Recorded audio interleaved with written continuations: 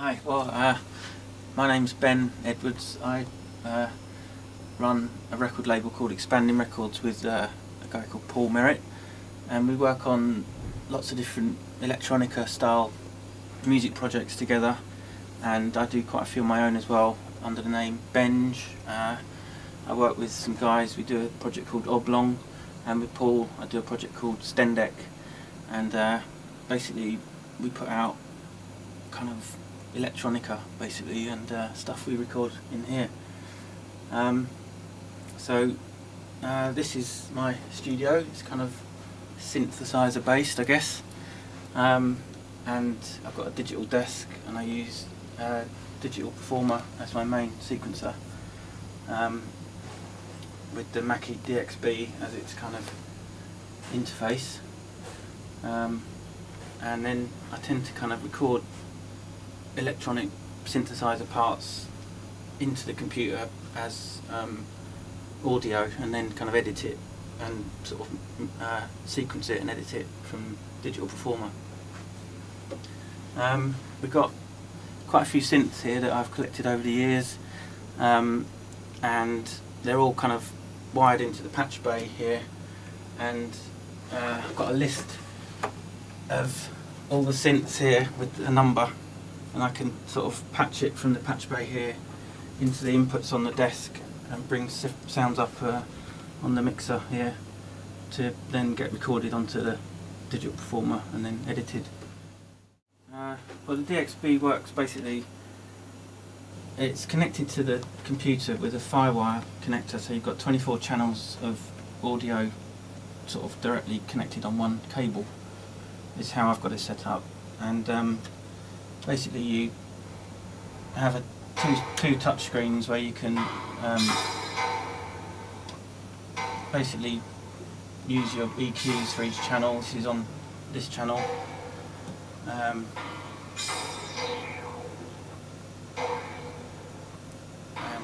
you've got all your routing options on every channel. Anything can be connected to anything else. You've got gates and compressors, sorry, that's for every channel, and basically, yeah, everything is saved with a patch or with a desk setting, so you can recall everything, automate everything. It's pretty good.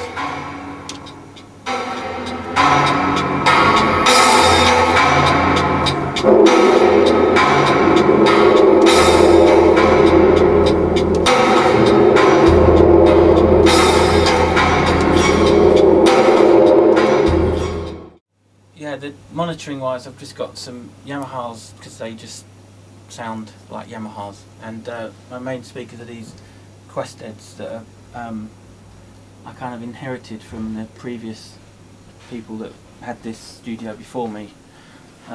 It was basically a completely different layout then. This was their live room, and next door was the control room, but they kind of left a few bits and bobs behind when they went last year, and I couldn't resist the Questeds. They're just amazing sounding things. So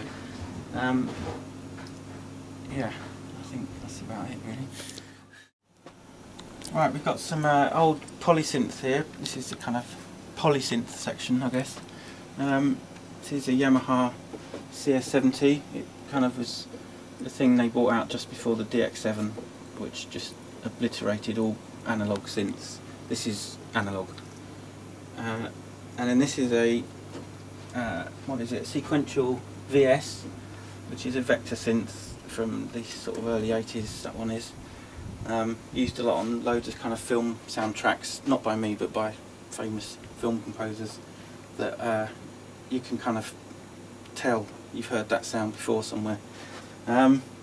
This is Moog, Polymoog, which is Moog's first attempt at a polyphonic keyboard. Loads of people don't like them because they think they sound thin, you know, because Moogs are meant to sound fat, but it's kind of still quite an interesting synth, and I love it actually. And these are its poly pedals which go with it, which are kind of just controller pedals for the keyboard. Then under here we've got a a sequential Prophet T8, which is like a Prophet 5, but it's an 8-voice version with a wooden keyboard, and that does sound fat actually. That's very fat, that one. And it's got a little matching drum machine there, which is a bit crap actually. But so and then we're moving on to this thing, which is actually really rare. It's like it's an EMS polysynth, and I think they only made about 30 of them, and there's only a few kind of left really. The great thing about this one, it's got a built-in delay line that you can kind of control voltage control from other parameters, so it's pretty wacky actually.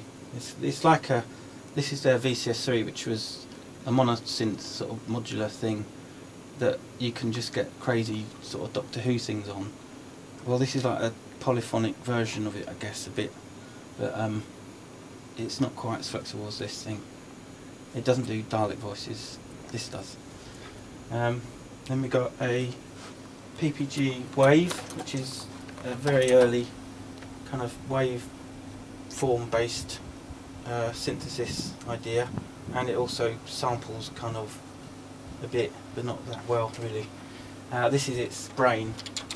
It takes really big discs and basically looks like a microwave oven really. Then we got over here is a Fender Rhodes. This is the big one they made, which sounds great, but it doesn't make a sound unless you plug it in, like everything else here actually. This is an Oberheim 4-voice, another very warm sounding, fat sounding thing from mid-70s. That one is from America. I'm going to continue over here. Is a Yamaha CS80. This came out before the CS70 that I had, and this is amazing 8-voice polysynth from hell basically. Okay, right, well this is the kind of modular wall, as I call it. Got an old German kind of homemade system here that I didn't actually make myself, because it was made in about 1979 or something, and it's nice, it sounds good, it's got a very kind of warm filters and lots of flexibility, and it looks good as well, I think actually. These things are they're kind of like from colleges where you kind of learn about electronics. You can create your own circuits and stuff with banana cables, but they're useful for kind of creating weird kind of sequencing kind of things for the surge system I've got here, which also uses banana connectors, and you can connect them together and get some mental kind of sequences going on. This is good. This is a really early surge system from probably 74 or something like that, from California, and it's just mad the way that he kind of created all the modules, because no one module does one thing. It kind of, you have to patch them in different ways to get them to do different functions.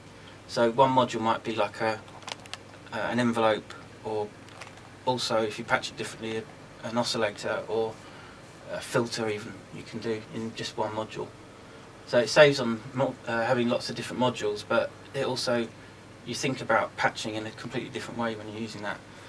So using something like the Moog system, which is just like massive sounding really, and yes, it does sound better than the virtual one.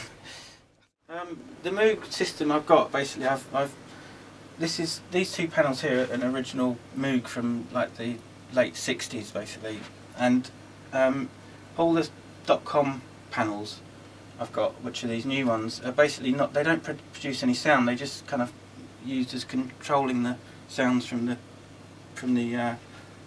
proper Moog system. So it's sort of, because the oscillators on the Moog just sound really amazing and go out of tune with each other and all these sort of weird things that I really like about it.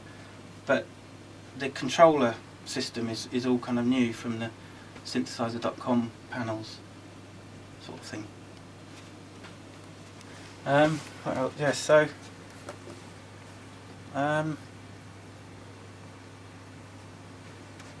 what we got? This is a Krumar. It's an Italian monosynth with a really crude polyphonic section.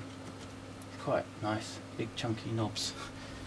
And we got an ARP 2600, just a really nice big sounding monosynth that you can patch with your little mini jack patch cords. And the nice thing about these systems is you can patch them all in with each other and get some really mad sort of things going on.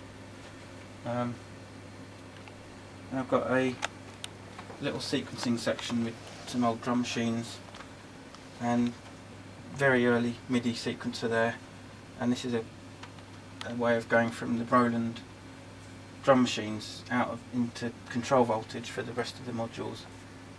And then this is a Oberheim Expander, which is a 6-voice polysynth, really amazing analog synth from the early 80s, that one is. Then we've got some little monosynths here, Mini Moog, Harp Odyssey and a Roland SH1. Just nice for messing around on, and if you've got a couple of other people in the band you're in or in the room, they can kind of all take one themselves and you can have a jam. Then we've got a Fairlight CMI 2X from 1982, which was their first kind of proper product they made, really. They did make a 1X, but they weren't very reliable and they weren't very popular either because they were so expensive. But this system was probably about 30 grand when it came out, but you can get them for about 30p on eBay sometimes. And that's its brain there, which is kind of another big floppy disk type thing. These are plastic, by the way. Right, so we've got a Korg Trident, another polysynth, early 80s, and it's got a nice kind of string section, a brass section, and a really good just normal synthesizer section. We've got a DX5, which is basically a DX7 but a stereo version of it. A really cheesy Logan string melody, which just sounds like horror films, really. And that's really shit, that one. So right, that's it. Yeah. Oh no, it's not. We've got a synclavier here. Yeah, this is a synclavier from the mid 80s. Again, this was used on lots of film soundtracks, and I think George Lucas has got about 12 of them or something, apparently. Don't know why, but anyway, it's really good. It's like a sampler and a FM synth and a general digital synth monster, and it's really got a fantastic interface where you just select a different parameters and just change the values here with this knob. It's really intuitive to use. Don't know why that sort of thing isn't used more often these days, really. And I'm just running it here on a laptop, basically the operating system for it. So yeah. Was that easy to hook up on a piece of modern gear? No, actually it wasn't, because you need to get a little USB to whatever that thing's called. 5-pin DIN, is it? Yeah, which was quite difficult to find, actually. But yeah, I mean, they always used Apple as their front end, basically. I'm a bit of an Apple fan, really, I guess. In fact, I've got a really old Macintosh SE there from, I guess that's sort of late 80s or something, but I've had pretty much every model they've ever made, I guess. Should have them all somewhere, upstairs or something. And then this thing's good. This is a system called Kima, which is another computer digital system,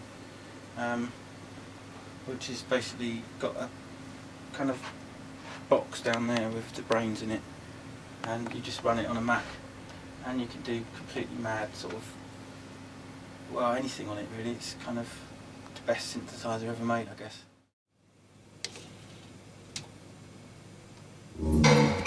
So it's basically like this is a controller for Kima. Ah, right. And I've set up a really simple thing which just pitch shifts and time stretches the loop. It's not a very good loop, but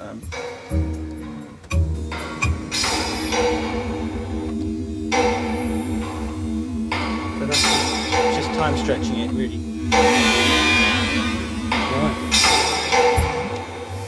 And it's got frequency as well.